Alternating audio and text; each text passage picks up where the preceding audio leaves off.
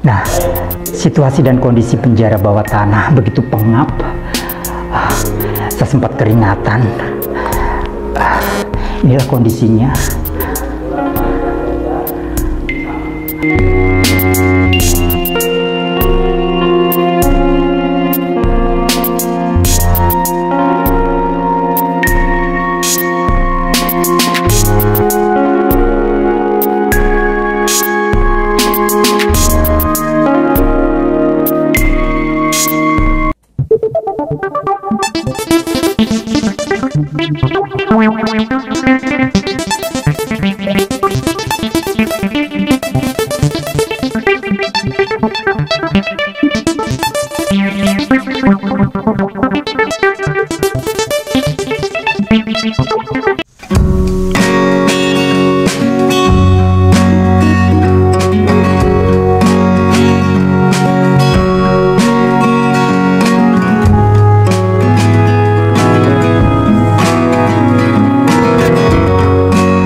Assalamualaikum warahmatullahi wabarakatuh. Halo, apa kabar Sobat Infra 7 dimanapun Anda berada? Semoga dalam kondisi sehat dan selalu bugar. Pada momentum perjalanan kali ini seiring Hari Pahlawan Nasional, kembali Infra 7 napaktilah jejak kepahlawanan. Pada setiap lembar sejarah terukir sebuah keberanian dan semangat juang yang tak tergoyahkan. Sepenggal kisah heroik perjuangan seorang wanita tangguh asal Aceh, siapa lagi kalau bukan Cut Nyak-Dien.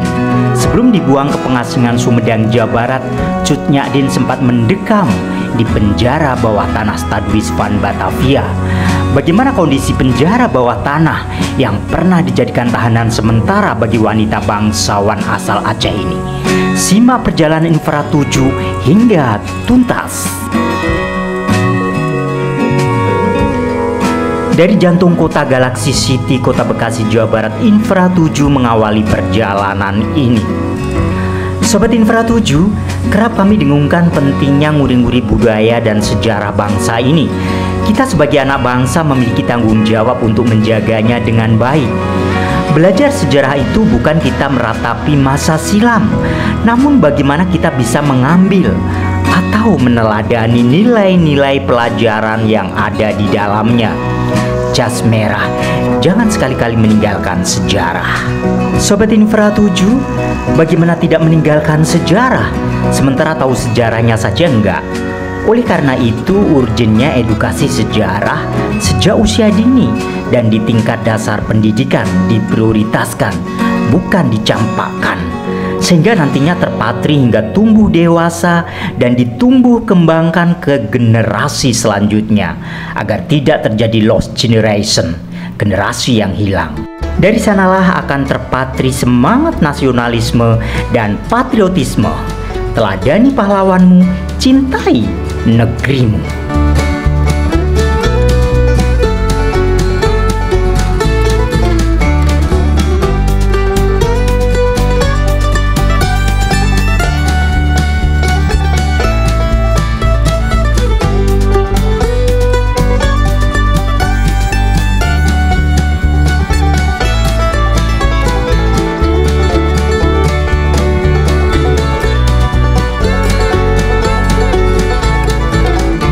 Sobat Infra 7, inilah situasi dan kondisi stasiun Kota Bekasi, Jawa Barat.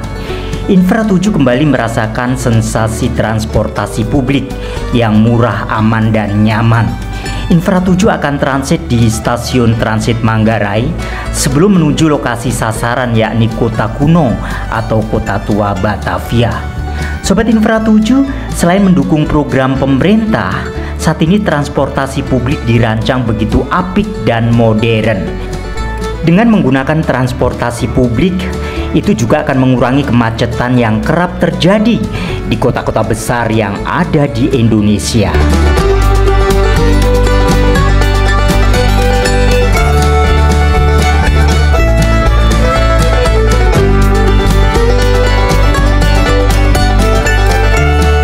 Setelah sekitar 1 jam perjalanan dari Kota Bekasi, Jawa Barat, akhirnya Infra 7 sampai juga di situs Kota Kuno atau Kota Tua, tepat di depan gedung Stadwis van Batavia yang merupakan balik kotanya era kolonial Belanda.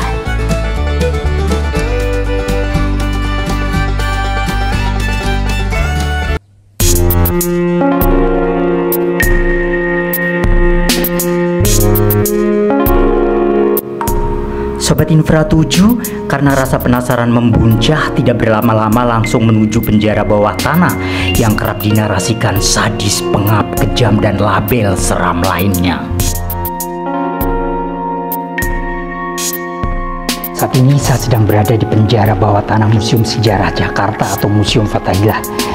Dan di penjara kawasan Stadhuis van Batavia ini pernah dipenjara 3 pahlawan, yaitu Untung Suropati, Cut Nyak Dien, dan juga Pangeran Diponegoro. Tapi Pangeran Diponegoro sebagai tahanan politik ditahan di lantai 2, lebih terhormat bersama pengikutnya 19 pengikut bersama istrinya.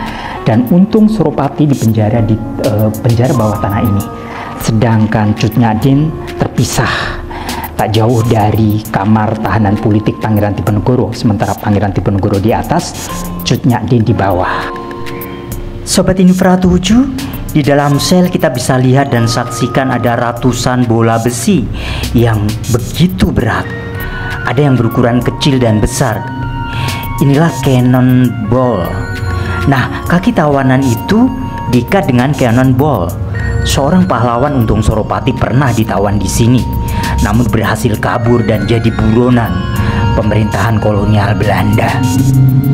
Mengulik sepenggal sejarah, di balik kota ini ternyata memiliki ruang tahanan yang berbeda. Di belakang balik kota, gedung bertingkat 1 dijadikan penjara khusus para tahanan yang mampu membiayai kamar tahanan mereka sendiri.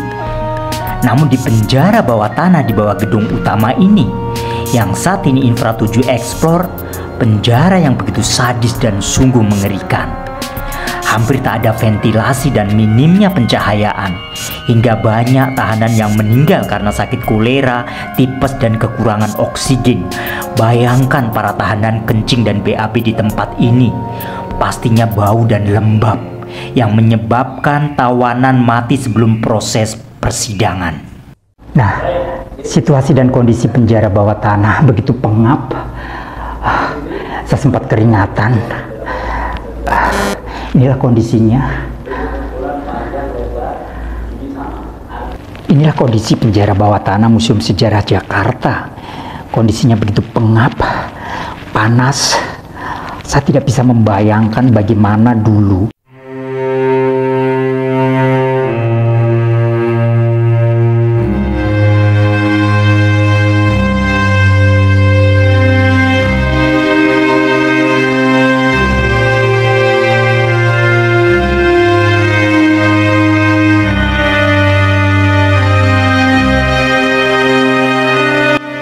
Sobat Infra 7, usai menelusuri sel penjara bawah tanah khusus laki-laki, Infra 7 langsung menuju penjara wanita yang berada di bawah tanah gedung utama, yang pernah dijadikan tahanan sementara bagi pahlawan nasional Cut Nyak Dien.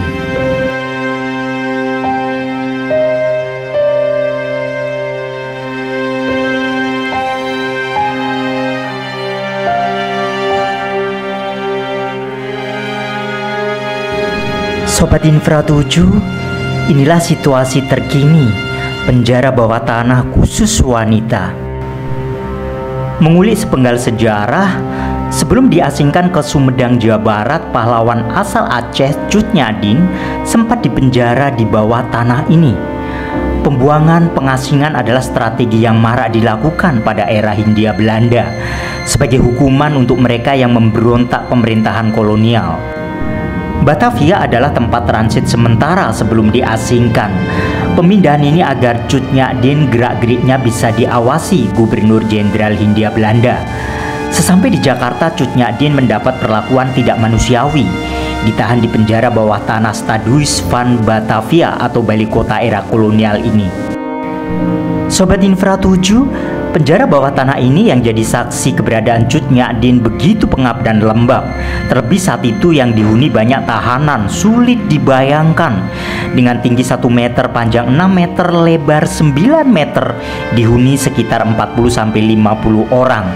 Dengan kondisi di bawah tanah inilah suhu penjara pasti dingin dan lembab.